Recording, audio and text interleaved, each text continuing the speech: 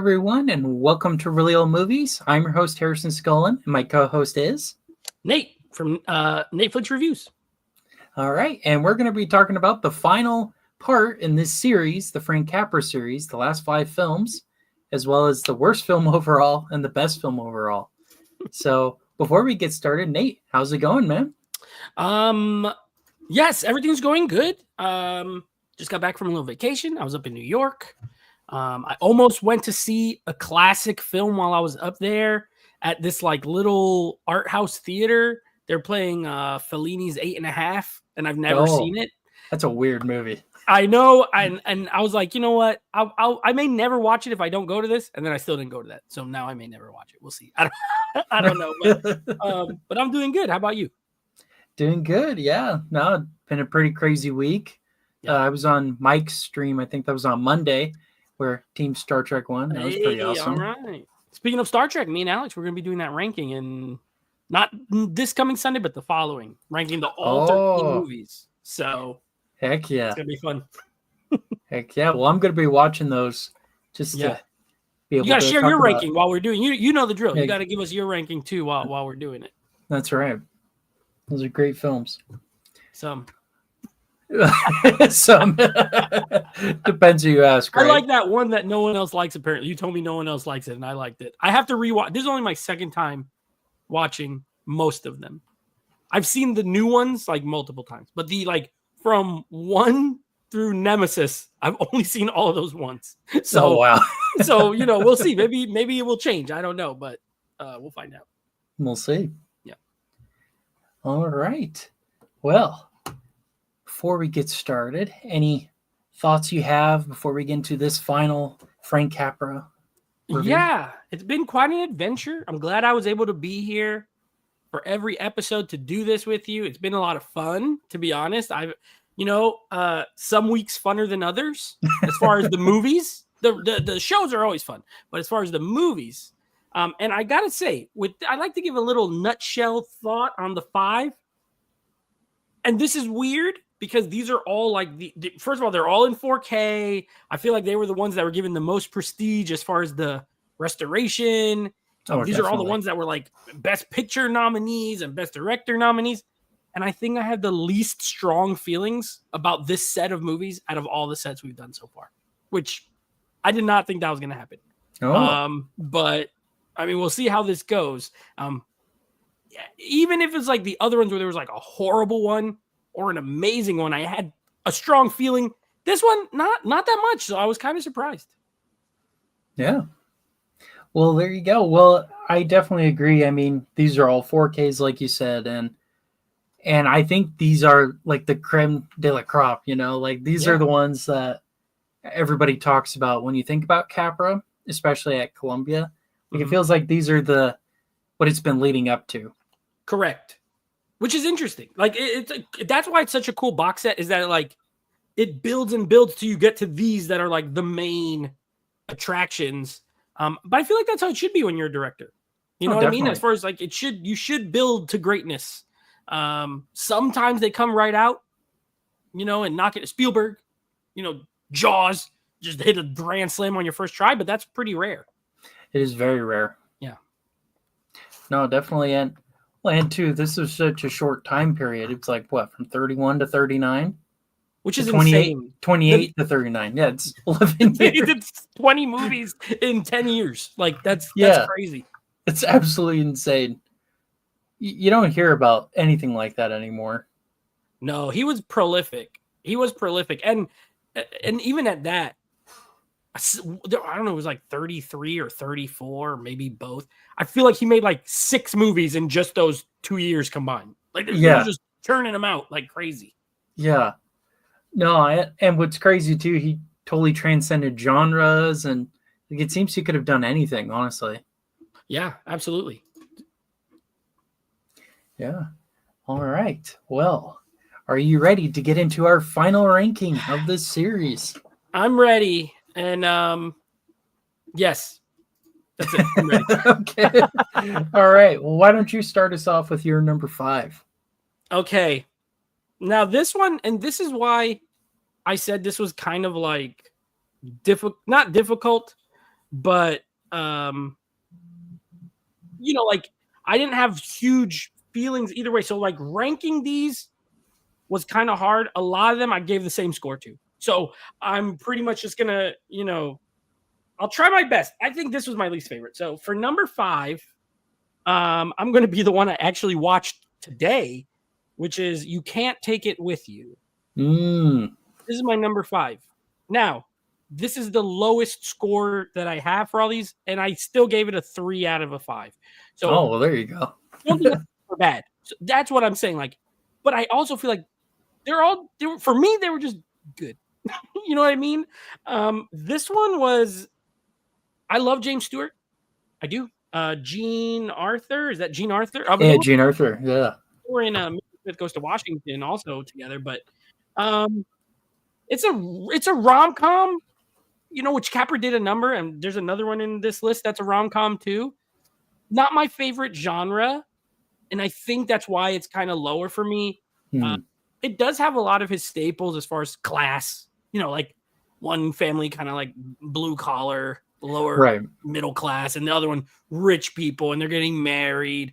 And James Stewart's family is very affluent, and then they come to this dinner that was unexpected, and they have hijinks. But the thing is, like, to me, it wasn't like super funny. Like, I laughed a couple times. The Russian guy made me laugh when he wrestles the dad for no reason. He just grabs him. Yeah. That was pretty funny. I do like Jean Arthur actually in this movie, and James. I like them both. So I think it was like Pretty in Trouble was too long, and I think that's the problem with most of these. They're all 2 hours, and they feel it. Like they feel 2 hours. Like there's a lot of stuff in here that I could have done without. I think the beginning of the movie, like I feel like the buildup was longer than it needed to be. But overall, I think it was fine. I didn't dislike it, but I have to put something at number 5, so that's gonna be my number 5. You can't take it. Yeah. What did you think of the crazy family friend dynamics in that one house? Yeah, that was so weird. You know what it reminded me of? I don't know why, but I was thinking like Willy Wonka. I got like all the grandparents that are in the, like all 4 of his grandparents are there. Oh yeah. On both sides, but like here you had like her dad, mom, grandpa, and then like the sister, her husband, who's like a redneck guy, and then the Russian guy's like a friend. He's just like always there, like So I thought it was I thought it was interesting. The sister's always dancing, and then the husband's like playing the xylophone. Everyone's just kind of quirky and weird. I'll tell you my favorite part. Honestly, the part where the IRS guy comes and he says the guy owes him taxes. He's like, "Well, what do you get for my taxes?" He's like, "What do you mean? What do you get for your taxes?" Like, "Well, if I go to the store, I buy something and then I have it. What do I get?" And he's like, "Protection." He don't even know what to say, really. I liked that little conversation. I thought it was interesting. And the rest of it was, I think it was fine. It was fine. I didn't love it, but it was okay. Okay. Fair enough. All right. I already know it's going to be number 1 or 2 for you. Further down, right? Every time I put 5, you have it at 1. You might be surprised. Oh, okay. Well, we'll see. Yeah.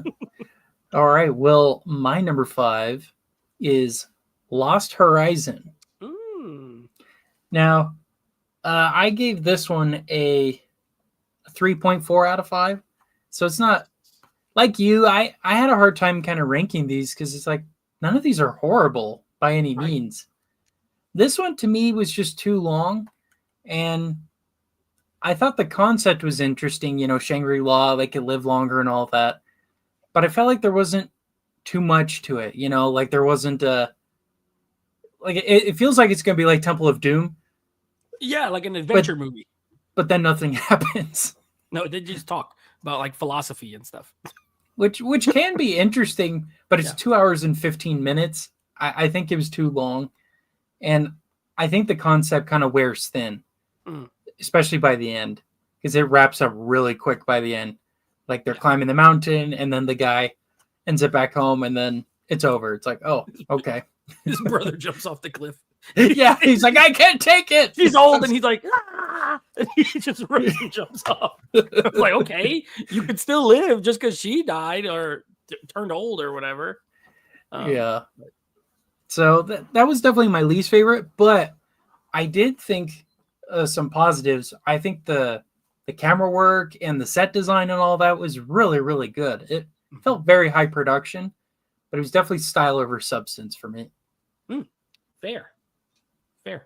I agree with a lot of your sentiments there. All right. You ready for number 4? All right. Yes.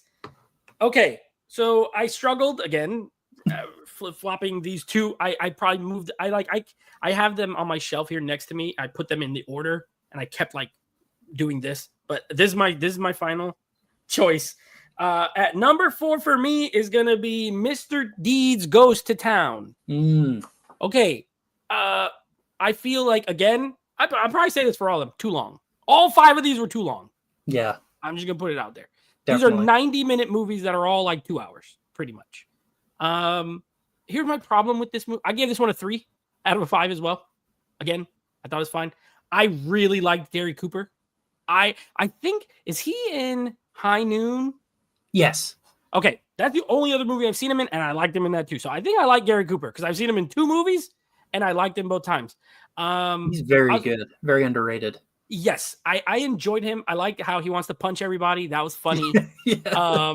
But here's the thing. Again, the back of this case, I read it after, and it said Frank Capra's Mr. Deeds Goes to Town is the quintessential screwball comedy. An irresistible blend of laughter, wit, and romance. And I couldn't disagree more. I didn't laugh other than him wanting to punch everybody. I didn't think it was that funny. I like the Adam Sandler version of this movie. And the weird thing is when I was watching this, I kept thinking of that movie. Me too. Which is sad to say because this is obviously it's a classic film. They remade it. It meant, and it was an Academy Award. It won Best Picture and Best Director. Right. And I like the Adam Sandler one better. Maybe it's just because I'm, modern time comedy, but I couldn't not think about it. I like the story. I like the premise of it. And I really like Gary Cooper's performance. Honestly, he was my favorite part. Like just, and Jean Arthur, again, is in all these, she's in 3 out of the 5. Yeah, she is. So she's good. She's the reporter in this one. Yes.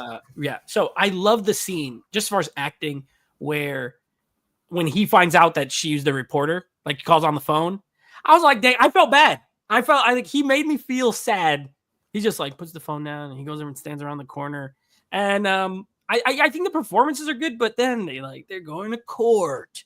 And then the courtroom is so like, why is it so long? Why are we in calling witnesses? Is the 2 old ladies? That seems like 5 minutes long for no reason.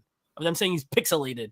And I'm like, what the heck is so I feel like my issue with a number of these is the endings. They're either too abrupt or they get too long to get there. It was like, I think he struggled a little bit. So I thought it was fine. I like the remake better. Don't kill me, any classic movie lovers. I think it's good. But for me, a 3 out of 5. Okay, fair enough. Well, we're going to continue the discussion because that is also my number 4. All right. Yeah. Now, I give it a 4 out of 5 because I really do like Gary Cooper and Jean Arthur. I think his best scene, actually both of their best scenes really are in the courtroom. Yeah. But everything around those moments was way too long. Like they could have cut out most of those witnesses. We didn't need the old ladies. That was unnecessary. Again, the length was too long, and I really, really wanted to like it because I do like the Adam Sandler one too. Yeah. I was like, oh, okay, this is what it's based off of. But I feel like this one was actually more of a drama than it was a comedy. Like when you're reading a screwball comedy. Yeah, I was like, this is not a screwball comedy. I'm sorry. Right. No. Some later ones we will be talking about are screwball, but this is not a screwball comedy. Yeah. This is more like you ever see Meet John Doe? Oh no, because it's another Gary Cooper film. No. Well, now I want to because I apparently I like Gary Cooper. Yeah. That one has Barbara Stanwyck in it too, and it's fantastic. Okay. But basically in that one, he's just an average guy who's picked up off the street to be basically a new political party candidate, and it's a very interesting film. But he's a homeless guy. So and dude, like this one has the thing with the Cinderella Man, and one of the other Platinum Blonde. Remember the guy? He's the Cinderella Man. It's like the same.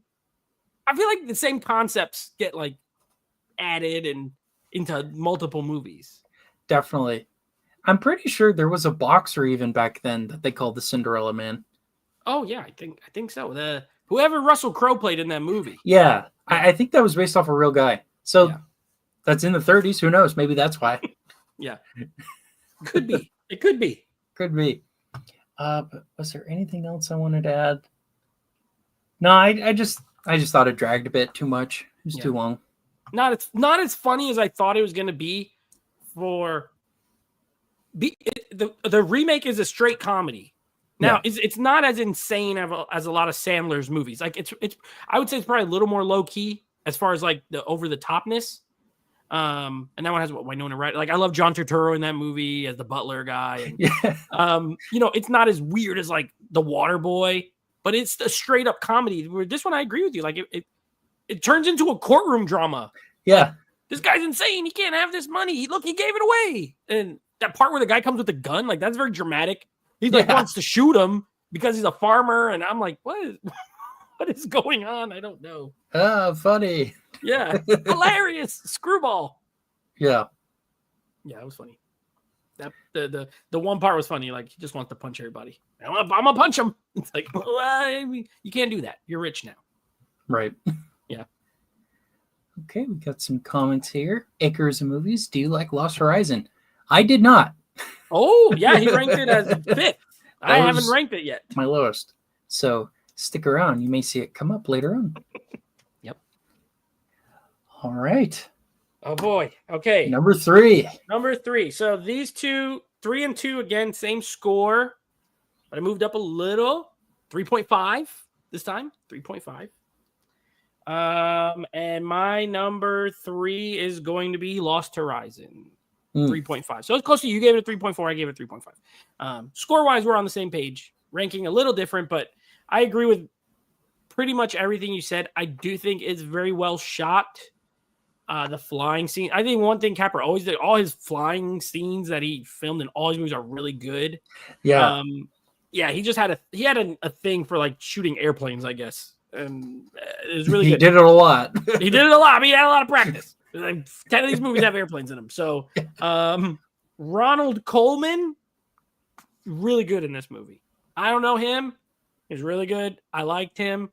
I like the premise. I like the concept. I did not know that the term Shangri-La was invented from this story. So that was interesting to find out. It's based on a book. Obviously, it came from the book, and then it's in the movie. Right. But I wish I agree with you. Like, it has adventure movie elements without being like a true adventure film. Because you have this airplane, and at the beginning is like crazy stuff in China, and they get on this airplane, and they're flying to Nepal. Was it Nepal, or I forget where they were going? They were going somewhere, Shanghai or something like that. Yeah, it was Shanghai, and they were going the wrong way. Yeah, they're going to Shanghai, and then they discover they're going the wrong way. The pilot pulls down the shade. You see him. He doesn't say nothing. He puts it back up. Then they land. They get refueled. They're like, they don't know what's going on. I'm like, oh shoot, they're getting kidnapped. And then there's like these guys. They find them in the snow. They walk them to this thing, and I'm like, okay, cool. Then you meet the weird like old Chinese guy who's like, dang, and he's like telling them about it and all this stuff, and then. I like the concepts of like people don't age as much here. You can live a lot longer because they're medicines and it's kind of like a mystic place almost, right? Where you age way slower but they don't really dive into that. It's more about a lot of the ideas of, they're like, oh, well, we believe in like kindness. And the whole thing about the girls was weird where he's like, what if I really want the girl and someone else has her and I really want her? And he's like, well, then the other guy should give her up. I say, what the heck kind of philosophy is that? Like the woman has no choice. You just give her to this other guy. Give her away. Yeah. So I thought that was kind of weird. Other than that, I feel like style over substance perfectly describes it, but I liked the style a lot. So that's why I had it. And it did make me think. Like those first two movies, I didn't really think of anything. I was just like, okay. This at least had some ideas Yeah. that I liked. I like the brother. Like the brother really wants to get out of there, and I'm like, would I Yes. want to stay there if I'm, like they got all the food they need. There's women. You don't age. The other lady's like dying of cancer, and she's all of a sudden healed. Would you leave and go back? Or so I kind of like those things, and that's why it kind of fell in the middle for me. So Lost Horizon was the third one. Nice. Yeah. There was something I was thinking about it, and then I forgot. Oh, sorry. I talked too long. No, that's fine. No, but I remember now. So I wonder if Steven Spielberg was heavily inspired by this movie for Temple of Doom. Because I felt like so many scenes, like them getting in the airplane and, flying to Shangri-La or whatever, all of that. It felt so similar to Temple of Doom. I wouldn't be surprised. Spielberg he was a film student before he was a filmmaker. And I feel like he would have seen this movie. You know what I mean? Absolutely, yeah. I could see that. I've never heard. I wonder if there's like some interview out there somewhere where he's like names things that inspired him, but it has that feel without the dread, I guess. You know what I mean? But I wouldn't be surprised. Yeah, without the tuggy Colt and without people's hearts getting ripped out. Right. Other than that, it's the exact same movie. Well, even the scene when they're going to sit down for dinner, I was like, this looks exactly like in Temple of Doom. Oh, yeah, with the monkey brains? Yeah. Yeah, that's true.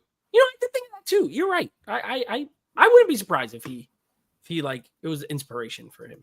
He had to have, because I got to figure that out. I was like, whoa, this is like Temple of Doom. Yeah. Did Steven Spielberg like Lost Horizon? And did he copy it a little bit? Did he steal from it? Did he borrow? Right. All right. Well, on to my number 3. Ooh, okay. Here we go. Let's see. You Can't Take It With You. Oh, okay. So ours are pretty close. We got the same top 2. I know that much. Yeah. Order, I don't know, but we got the same top 2. Yep. You Can't Take It With You. I give it a 4.4. I really enjoyed the romance between Jean Arthur and James Stewart, although it does feel more like the parents' movie than it does their movie. They almost feel like secondary characters, which is fine. I thought it was a fun dynamic of, the different classes and families clashing together. And I guess I really related to it because I had a very similar experience when I got married. Just two different families coming together. Awesome. It can be chaotic like that. You said this movie's relatable.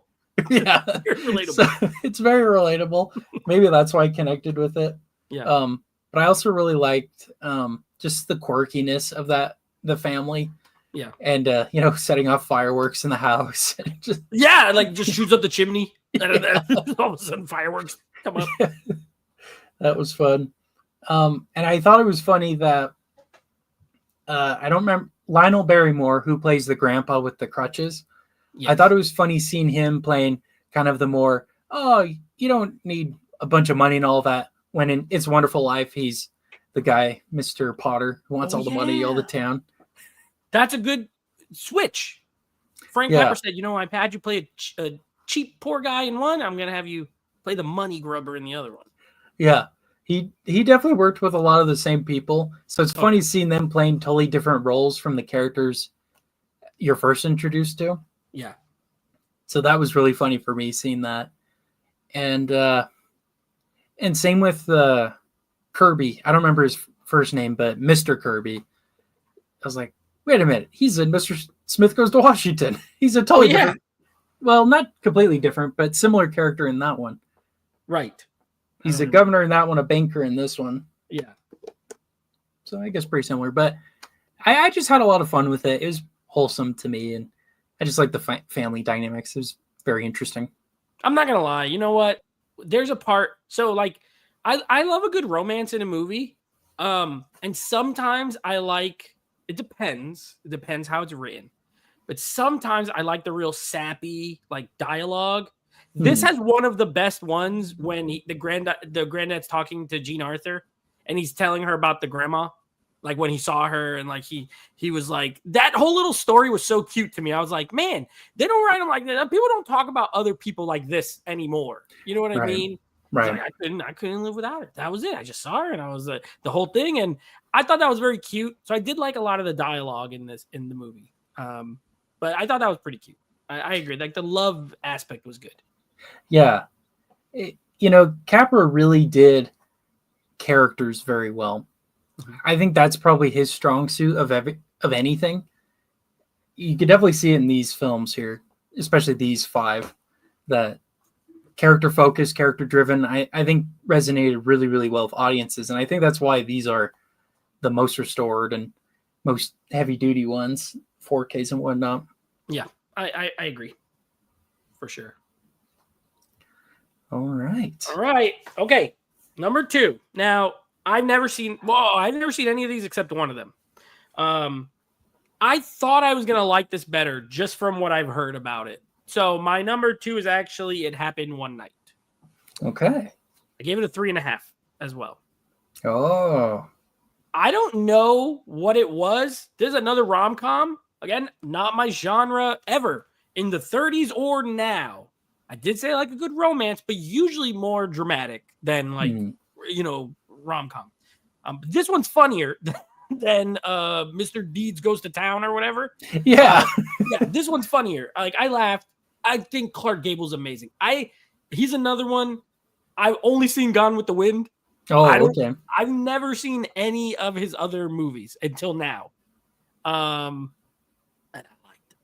I liked him in it. I was like, Clark Gable, this is my dude. He's cool. I loved his character. I like the way he talks. I like the way, like, I just liked him. The girl, Claudette Colbert, I don't know. She didn't do much for me. Like, I'm sure I've heard the name. So I know she's, very famous at the time. Mm-hmm. But like, when I think about all the other actresses who have been in all these Capra movies, like Barbara Stanwyck is awesome. Jean Arthur in these 3 movies, awesome. I didn't connect with her as much as I did with a lot of those other leading ladies. And the story was like, it was fine. Again,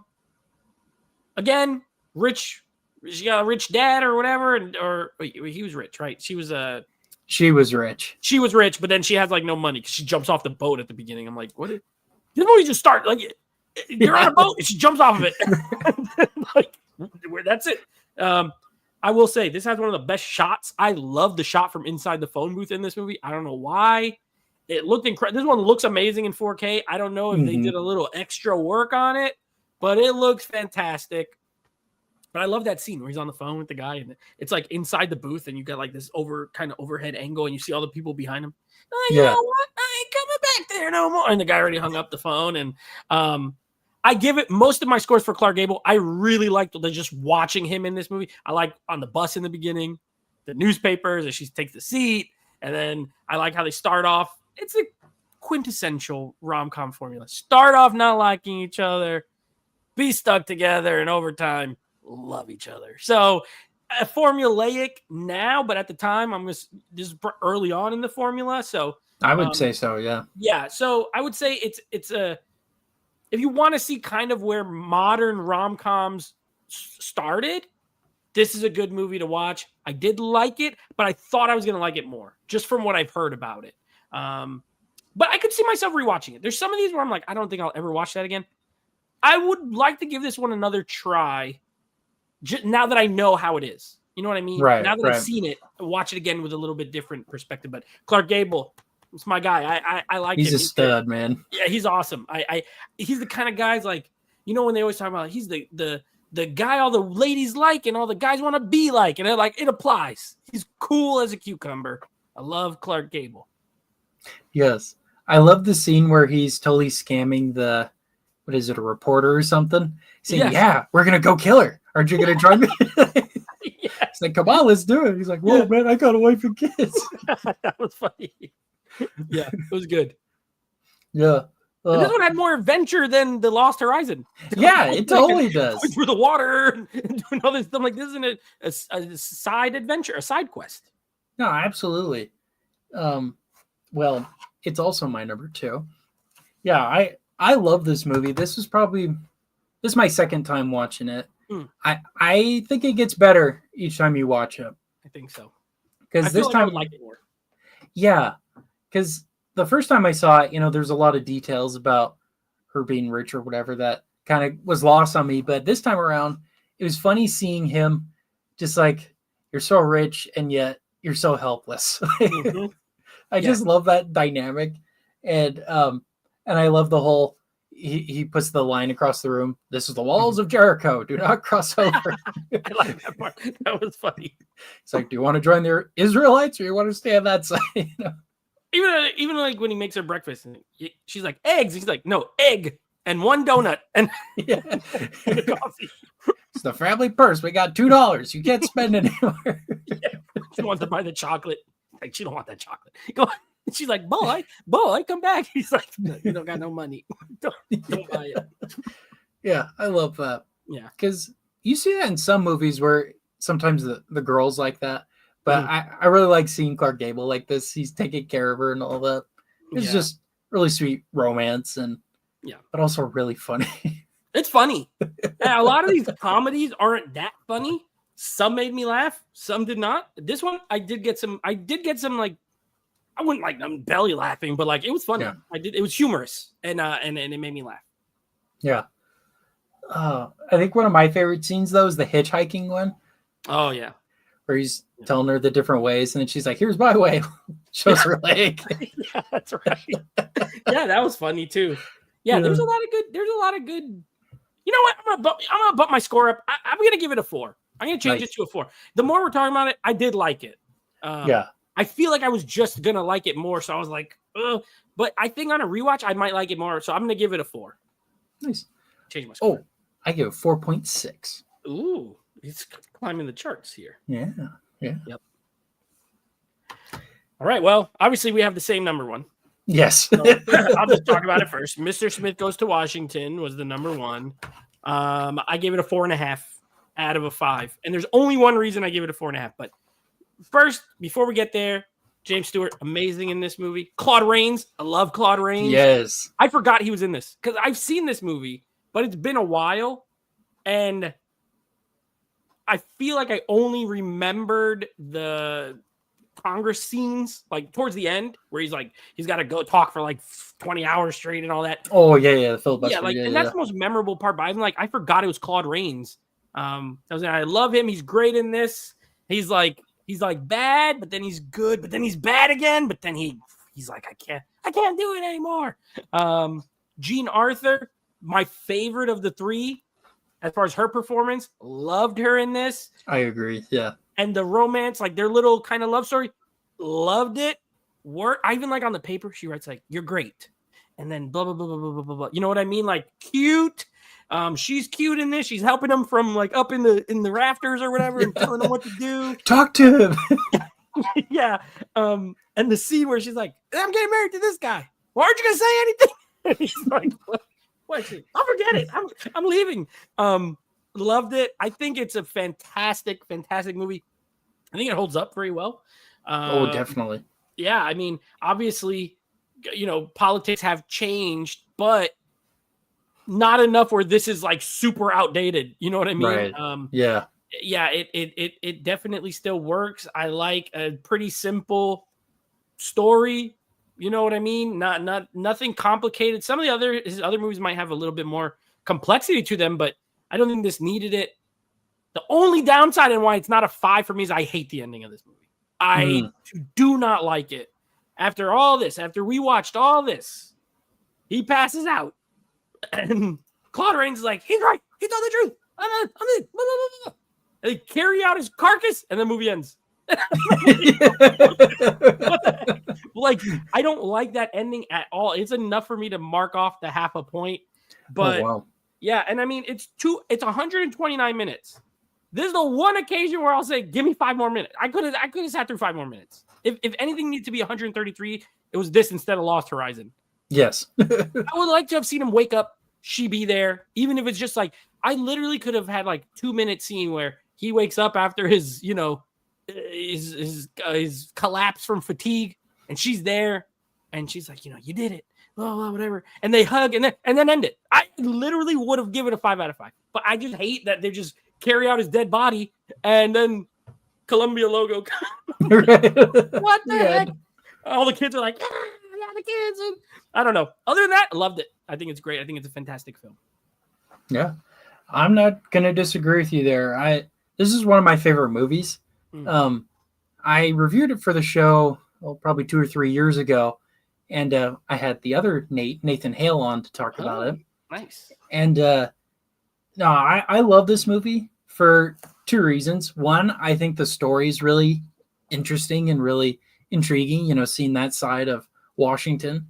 And what I love too is they never say what state he's building the park in. They never say the party any of the people are in.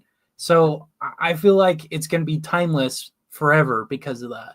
It could be applied at any time that there's going to be corruption going on. There's going to be some backhanded deals. And I think everybody could agree with that and enjoy it and whatnot. Yeah. Because whenever you throw in partisan or whatever, that definitely diminishes it. And I definitely think, I don't know, just doesn't age well. But this is why it's timeless.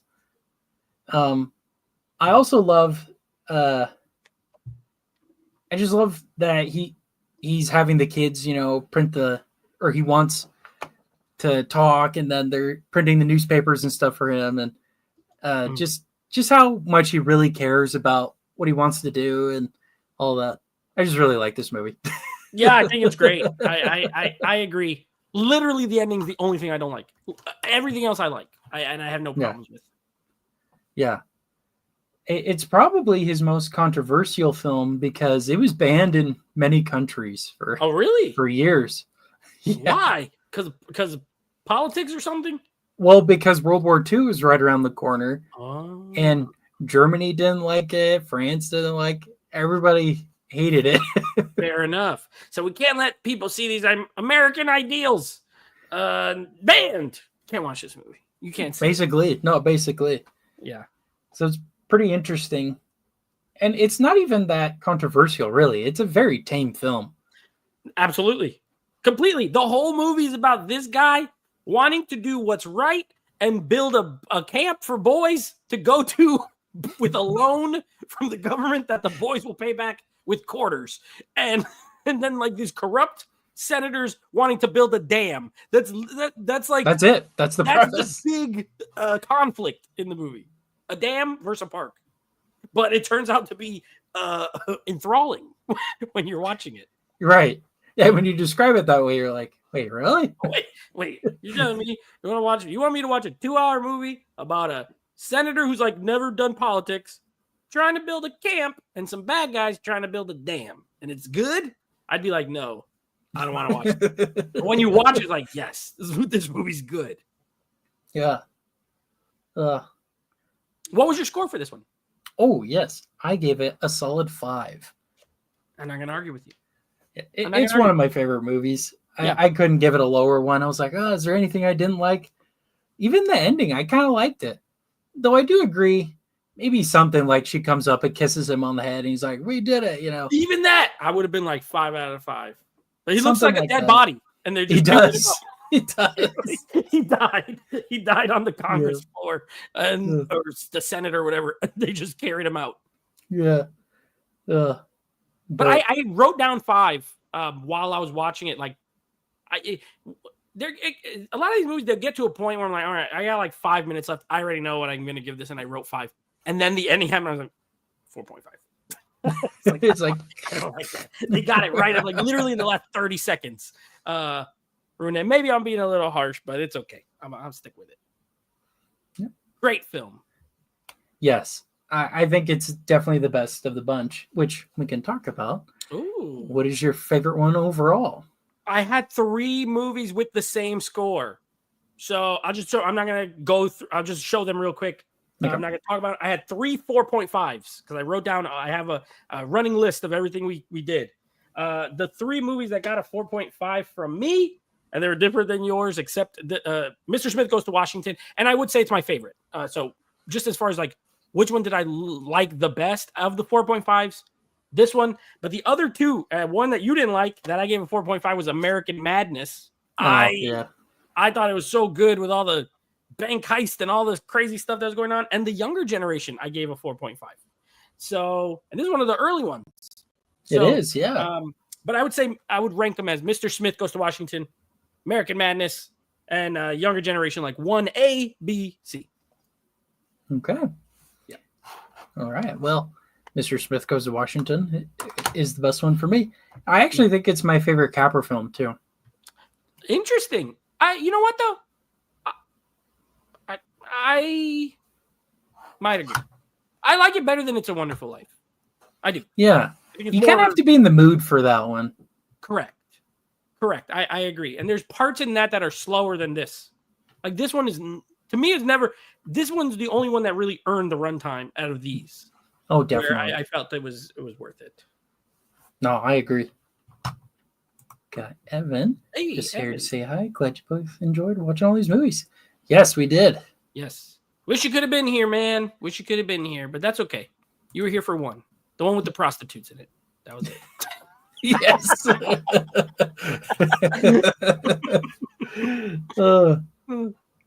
Okay.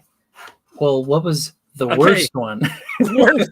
So I think I know which one it is. Yeah, I had two movies that I gave a 1 out of a 5.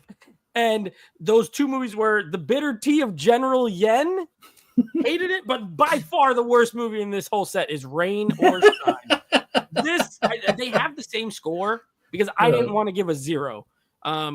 In my regular scoring system, like outside of this show, I will give something a 0 out of 10. But here I was like, you know what? We'll stick to a minimum of 1. But this would be a 0. I liked nothing about it. I hated the whole experience. I hate this Joe Cook character. If I never see him in another movie, that'll be fine with me. I'll have a wonderful life. Yeah, this was my least favorite by far. Okay, well, Hated it. my least favorite was Lady for a Day. Oh, that's right. I didn't love that one either.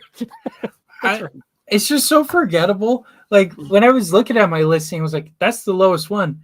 I don't remember what happens in it though. That's the one with the crazy lady who like gets a makeover.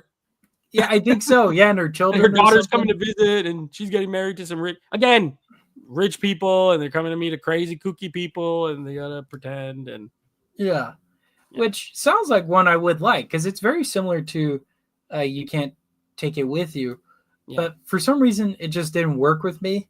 Mm-hmm. And I was so bored with it, too. It was not funny for me. Yeah. I just didn't have a good time with it.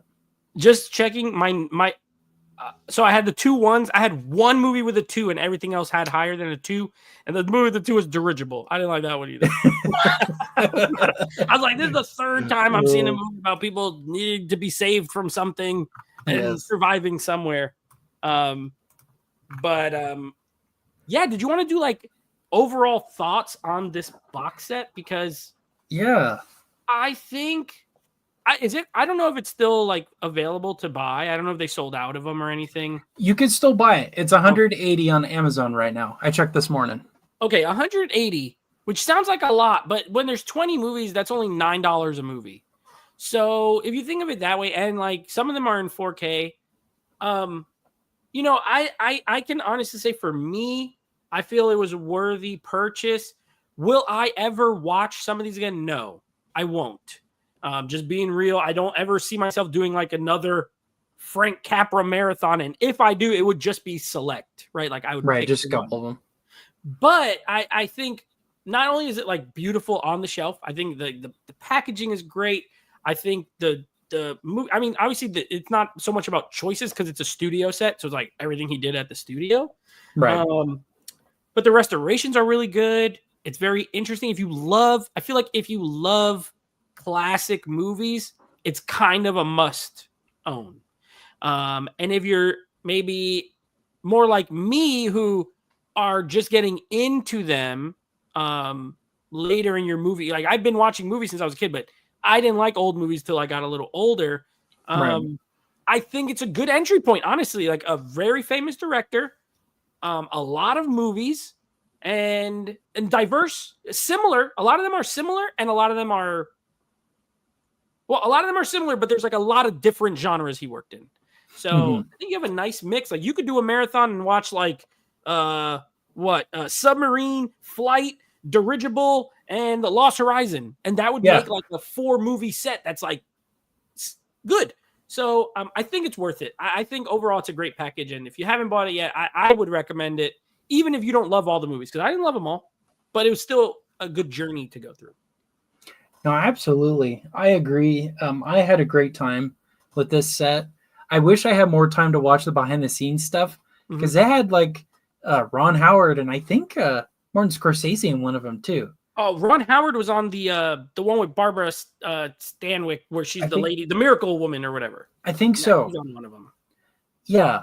Like there's a lot of really cool behind the scenes stuff that I would love to watch now that I've seen all the movies, as well as the documentary. I didn't have time to watch. I'm going to watch that tomorrow since we're done. Yeah. Now that we're done, I'm going to watch it. Yeah. I think I will too, because I think Frank Capra is slowly becoming one of my favorite directors. I already liked him before, but now seeing 20 of his films, now I kind of have a better understanding of what his filmography was and a lot of the themes he liked. I like a lot of those themes. And so I had a great time with this overall. I mean, family, class, and a lot of them just like being kind, being a good person, being a who can't get behind a lot of those, you know. If you can't, then I don't know what's up. Maybe you gotta talk to get a hug or something like that. You know what I mean? But yeah, I agree. I never had him on my list because I'd only ever seen Mr. Smith and It's a Wonderful Life. Yeah. Like 19 of these were first time watches. And as far as like the old school directors, I like his films. I do. As a whole, I think I like his films. Absolutely. And what's sad is kind of after this and then It's a Wonderful Life, he never was really up there anymore. Like he made a couple other good ones. Like I really like State of the Union. That one's with Spencer Tracy, Katharine Hepburn, and Angela Lansbury. Okay. And in that one, Spencer Tracy's running for president, but there's a lot of corruption and stuff behind the scenes. So kind of like Mr. Smith. It's a good, I would say a good somewhat sequel to that movie. So it'd be like a good double feature. Yeah, definitely. And that one I think he did at Universal. That was the thing. He never had the same studio again. He did a couple at Warner, a couple at Universal. So there will never be a full set from one studio. Because he worked at several. I like that though. And I hope they, maybe they'll be like, hey, if this thing did pretty good for Sony, we'll put out Capra at Universal and be 5 movies. Even if it's a small package, you know what I mean? Yeah. Yeah. But I will say that's interesting because a lot of directors, especially now, and you think of like the all-timers, right? Like Hitchcock, Spielberg, Scorsese, John Ford. I don't know. Yeah, probably John Ford too. Like they had like expansive. Spielberg still makes movies now, and he started in the 70s. That's 50 years, right? That's a long time. Yeah, that's a long time. Even if people don't love his movies as much, they're like The Fabelmans. I thought was a great movie, and it's from an older Spielberg. Whereas Capra, like, okay, yeah, he did 20, but these were all done within like a 10-year period. Yeah, a small window. Yeah, so the longevity is a little different. I think he only made movies into the 50s, maybe. Yeah, I don't think he went way beyond that. If he did. No, he did like one movie in the 60s, and then that was it. And that was it. Yeah, when you got like Hitchcock, who's like made silent films in like the 20s and went all the way into the 70s. So and died in 80. Yeah, exactly. So that's pretty interesting that technically his window wasn't as big, but his filmography is just as long as a lot of other directors. Absolutely. Pretty cool. Yeah. So we both recommend this set, and I think 180 is pretty good for what you're going to get here. There's a lot of movies in there. It's fair. Yeah. It's fair. I mean, you're getting what? How 1, 2, 3, 4, 5, 6, 7, 8, 9 4Ks. Yeah. 11 Blu-rays. And just the 9 4Ks at 180 would be $20 each. And you're getting 20 movies, for $9 each, really. I think, and it's in a beautiful box. unique package, you know, with the little slant and the little doors that open up. And I think and you get a documentary. If you're a special features person, you get a whole entire bonus disc with a documentary on it. So this is essential. yes, I agree. Film lover, classic film lover, history, like film historian type person, any of that, I'd buy it. If you're like a very casual or you only like modern movies, maybe not worth the 180. Yeah, maybe not. For that, like if you don't like old movies, don't buy it. But if you do, well worth it. Mm-hmm. All right.